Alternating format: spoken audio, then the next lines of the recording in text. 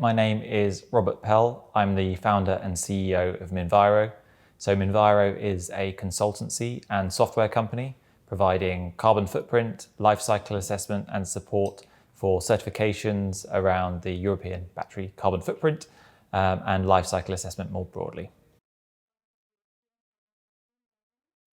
I think it's been a very big news story and for many battery producers and those in the energy transition space around the world. It's a very encompassing standard. It covers many suppliers across many markets. In essence, it's requiring a carbon footprint for batteries sold on the European market, but that doesn't just include batteries manufactured in Europe. It includes batteries manufactured in China, in Japan, in the US, if it's sold on the European market. It also doesn't just take into account the carbon footprint of the manufacturer itself. It really considers the full value chain or the full life cycle of that battery. So taking into account those raw material supply chains, as well as the cathode production, cell manufacture, and even going into the pack.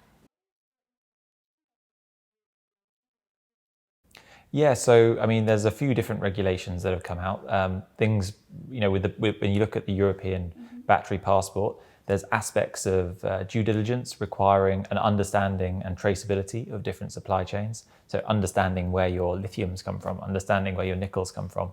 And there's also aspects of social due diligence, so making sure that there's not things like slavery or child labor in supply chains.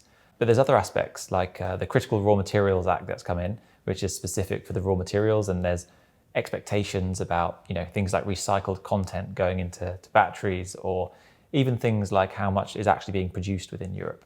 So there's many aspects on that these regulations link into supply chain, and it actually links into the carbon footprint as well. So without knowing your supply chain, you can't do your calculation for your carbon footprint. So they kind of go hand in hand.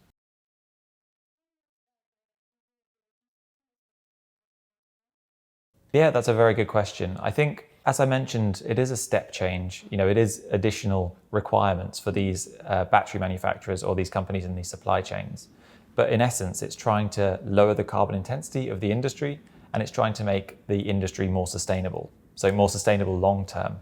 So although there might be additional costs, economic and resource costs initially, what we're trying to do, what Minviro is trying to do, is make that growth of reporting as seamless as possible. So we have obviously a consulting part of our business, but we also have those software solutions. So those companies can get this data, do this reporting without having a burden economic or resource costs.